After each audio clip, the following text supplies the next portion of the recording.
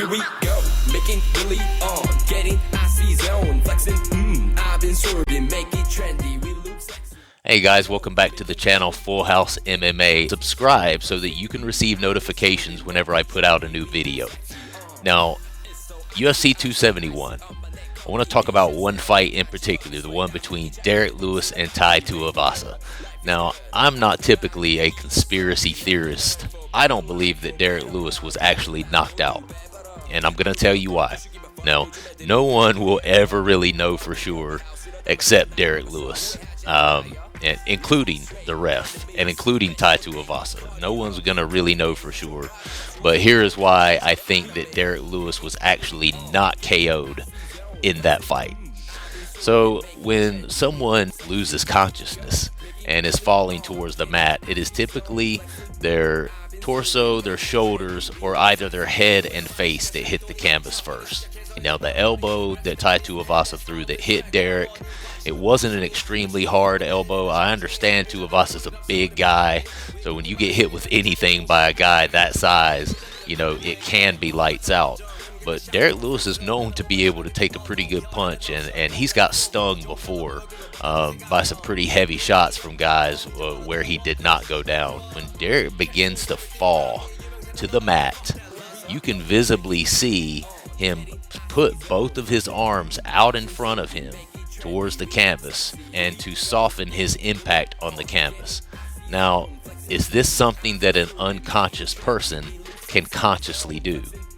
Well, they're unconscious, so they can't consciously do anything at that point.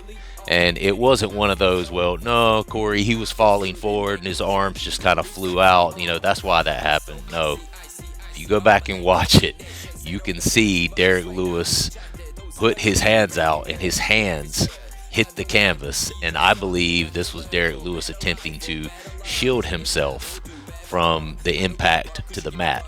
But here's the interesting thing. After he hits the mat, he lays there for a couple of seconds as though he's knocked out. But yet we just saw him shield his own fall as he was heading towards the canvas. Now, let me tell you what I think happened. This will be Derrick Lewis's second fight in Houston and his second loss in Houston, which I'm sure many of you know that's where he's from. That's his hometown. So I think we've seen in the last two fights that Derrick Lewis is one of those guys that he's going to hope to hit you with everything but the kitchen sink. He's going for that first round highlight knockout, owns the most KOs in UFC history. So that's what he's looking for. He's trying to get you out of there quick. He has shown that if he hits you with all of that and you're not going anywhere, and conversely, his opponent seemed to be getting stronger as the fight was going on, I think this did something to Derrick mentally. He physically gave up, but I think he emotionally and mentally broke as well. I think he had that conversation with himself. This is not going my way. This is not going to go my way. This is not my night. I've hit him with everything I have. He's not going anywhere. I'm starting to get tired. He's starting to get stronger. Let's just call this thing a night. And I think that the elbow and just the culmination of the abuse that he had taken, you know, it was a very action-packed fight. A lot of energy being expended on both of those guys' parts, especially for, you know, big guys like that, heavyweights. And I think what we saw was just a culmination of, okay, I'm gonna give up now, and this looks like a perfect time to do it. So, you know, I love Derrick. I wouldn't be mad at him if he did.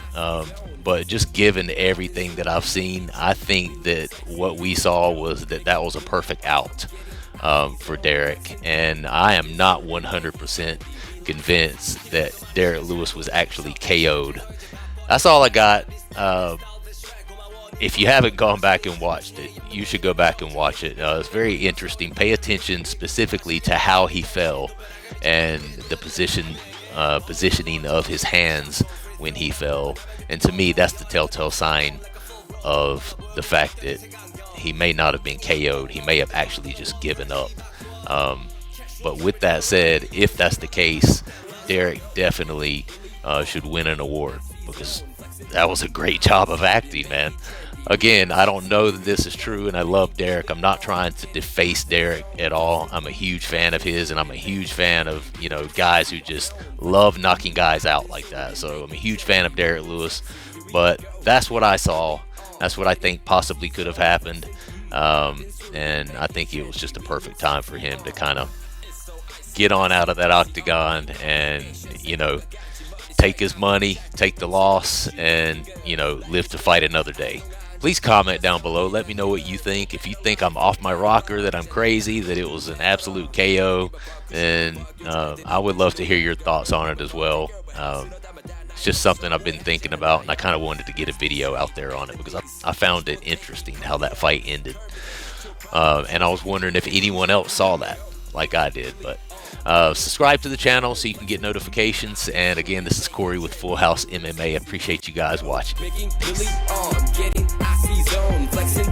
I've been swerving, make it trendy, we look sexy. 필요해도 많은 시간 살 돈이